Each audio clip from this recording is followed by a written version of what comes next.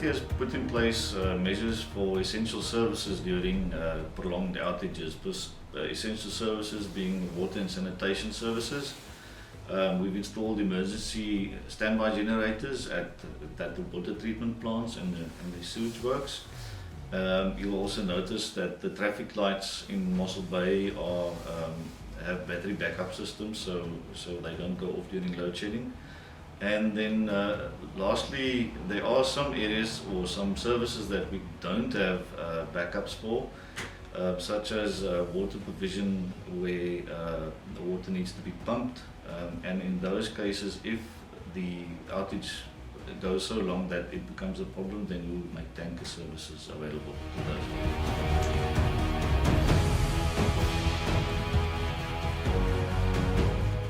Mossel Bay is part of the Eskom load shedding schedule with the provision that the supply to the 4x feeder remains on, and that is in terms of the NRS 048, which specifies that refineries and the associated loading facilities, such as the tank farm and 4x, must remain energized at all times. Another factor is also that there's a need for constant diesel supply to the Eskom Geriko open cycle gas turbine power station, which is situated just other side Petro SA. Now that power station doesn't have a diesel storage facility, so they basically pump diesel continuously while they operate. And they use about 170,000 to 200,000 litres per hour. So you can understand it's very important that the feeder that supplies them with diesel remains on, because they contribute about 750 megawatts to the power grid when they are operating, and they actually prevent further or higher stages of load shedding for us. Then additionally, all other embedded networks of the Mosselbaai-munisipaliteit that are linked to that 4x feeder must also remain on, because we don't switch the feeders off individually. So if Eskom keeps that feeder on, all the other loads, which includes the CBD, remain on during load shedding times.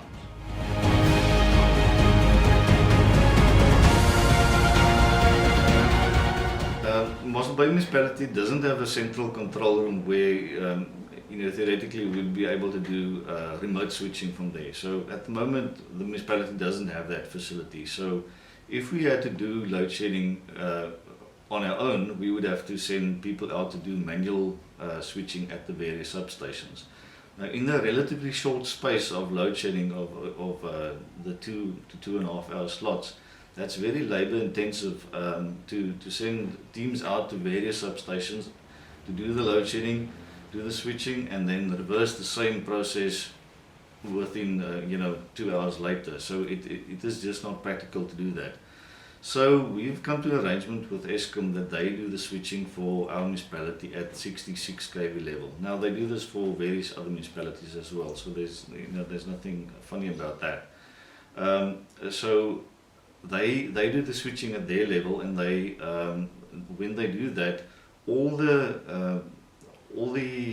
consumers in our area that are within the municipal area go off at the same time, whether it's a Eskom customer or whether it's a municipal customer. So during load shedding slots, you'll see that areas like Mossel Bay and Vleesbaai and Brandwag and Fremesheim, they all go off at the same time as Mossel Bay goes off. So even though Fremesheim might be an Eskom area, they go off at the same time as the municipality. There is a predetermined load shedding schedule which is available on our website, and it shows what the load shedding slots are at various stages of load shedding for the whole month. But it's important to remember that schedule only becomes applicable when Eskom declares load shedding. So you can go at any time and see if it's the 5th of the month, what load shedding will we have if it's stage 2. But it's only active when Eskom says we're going to have stage 2 load shedding on the 5th of the month, as an example. So although this schedule is available for consumers to download, they can go check that there. We also try and communicate with the consumers via social media, because Eskom normally declares the load shedding at relatively short notice, and because you have to understand it is basically an emergency situation. So in those cases, we take the Eskom notice and we convert it to what's the implication for Mossel Bay, and then we'll send out messages via social media, which is ideal in those circumstances because it's the quickest way to reach all consumers. And by doing that, we try to lessen the impact on consumers in terms of, they can do a fair bit of planning then around it, and not get caught unawares by the load shedding.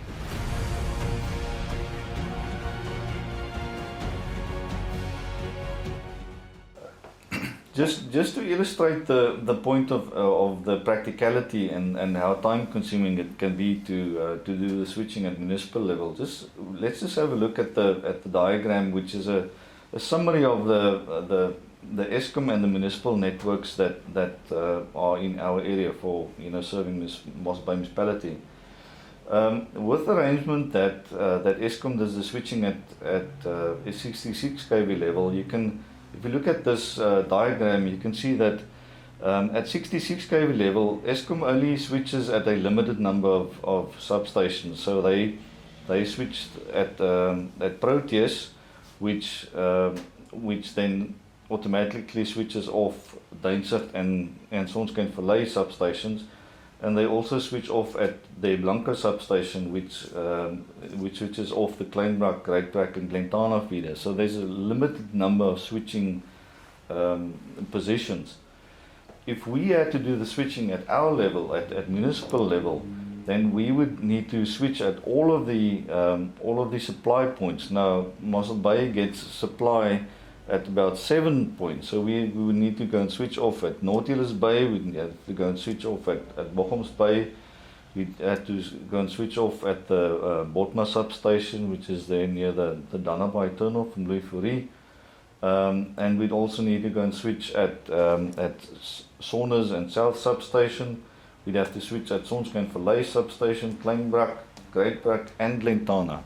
Now, in the short time of 2 hours, to have teams going out to all of those at all times of the night, doing that type of switching, which is already very labor intensive, will take a lot of resources and manpower, and then 2 hours later you have to reverse the whole process.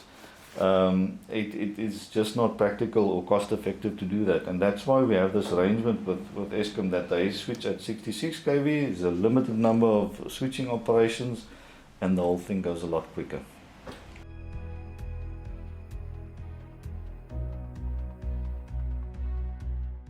Yeah, people have asked before why we can't include more consumers on the feeder that is energized, or why can't we rotate available capacity between suburbs and do our own version of load sharing and shedding.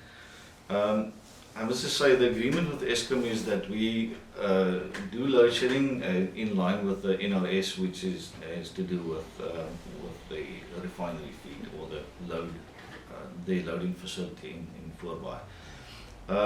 We keep the network as it is, and we don't shift loads around and shift it around just for the sake of load shedding.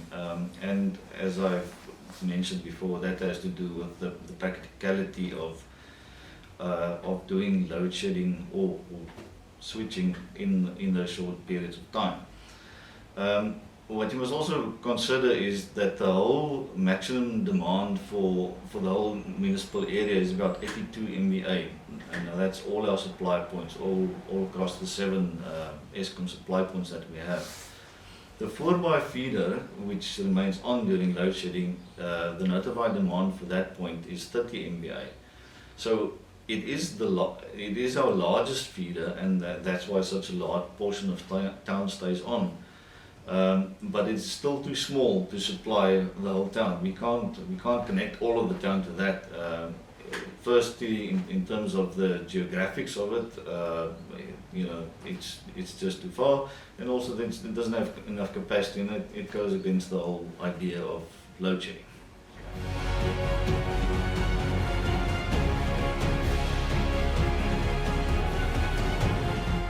In the past 14 years, various upgrades have been done, network upgrades at various points in our network and at substations. 4 of the 66 kV substations specifically have been upgraded with additional 11 kV feeders and additional transformation capacity.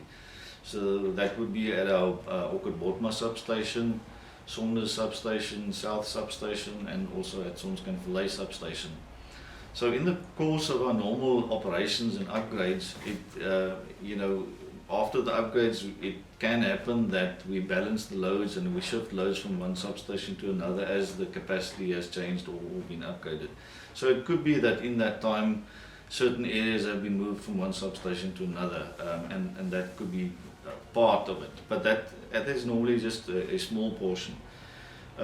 Specifically for Hartbeespoort, because I normally get this question from consumers in the Hartbeespoort area, their change is specifically related to a network change that Eskom did, and the network configuration change that Eskom did was in approximately October 2019. We previously, to keep the 4x feeder on in terms of the NRS specification, Eskom had to keep the Sonskyn-Vallei feeder on as well because they couldn't isolate them individually. And because Sonskyn-Vallei was on, then Hartbeespoort didn't get any load shedding.